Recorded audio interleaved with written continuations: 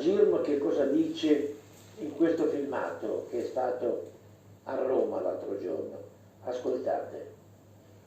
4 giugno, Piazza del Popolo, Roma. Chiedo di me il nome delle agenzie di viaggio di cui governo.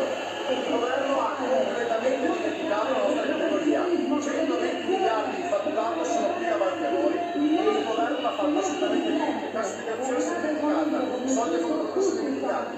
Il governo deve capire che questo è il mondo, è l'unico mondo che l'Italia può ancora crescere, può ancora puntare il fatturato, può ancora portare avanti l'economia. Senza questo mondo l'Italia è completamente fallita. E ce l'abbiamo in linea Roberto Girmo. Buongiorno Roberto.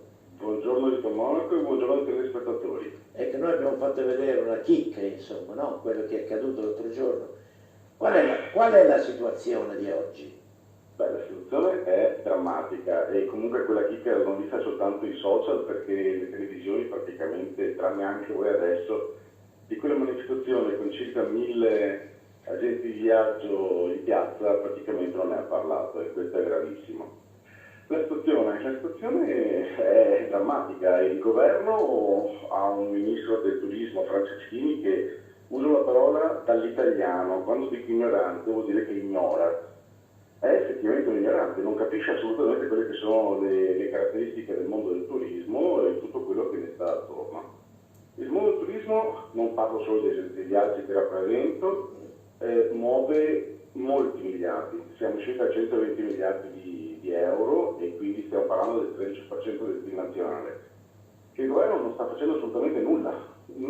Lasciamo perdere i soldi a fondo per tutto che non sono arrivati a nessuno, lasciamo perdere la cassa integrazione che praticamente la maggior parte forse ha visto la prima tranche e poi non ha visto nient'altro, ma parliamo di atti concreti. Hanno fatto un bonus vacanze che, la dico in modo simpatico, è un pacco clamoroso. Non so se, vabbè, lo spiego in 2 parole.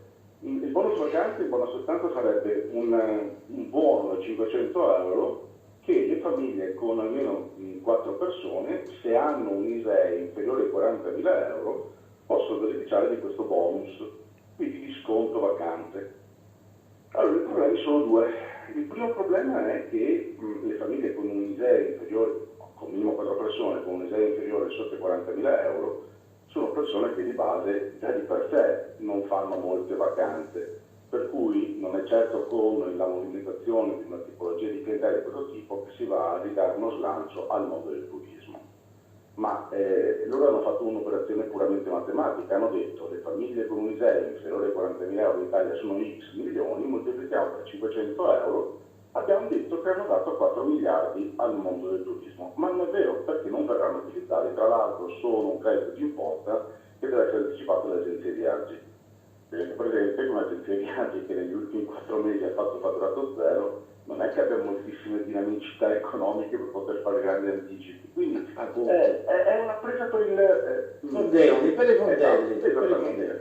Diciamo così. Comunque la situazione è quello che ci tenevo a far capire alle persone che sono a casa, che la nostra controinformazione non vuol dire contro, vuol dire far conoscere i reali problemi esistenti sulle varie categorie dei nostri lavoratori, insomma.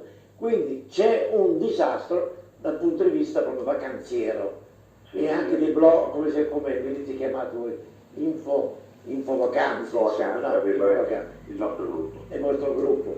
Quindi c'è una crisi assoluta, è così? Assolutamente sì. Ecco. E può solo che degenerare, dato che non ci sono all'orizzonte nessun tipo di operazioni da parte del governo per stimolare, aiutare o comunque... Allora, i vostri obiettivi adesso, quali sono?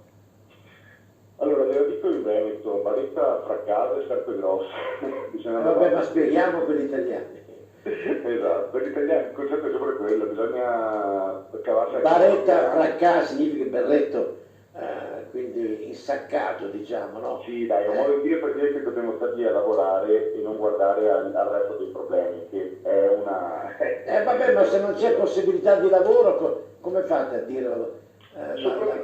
Vede, allora, c'è stato tempo dietro, abbiamo fatto una manifestazione a Padova 20 giorni fa, fa, Sì. dove il must era sciopero fiscale di sopravvivenza. Sì. E non era un'idea di andare contro lo Stato o contro la nazione, era una pura idea di sopravvivenza.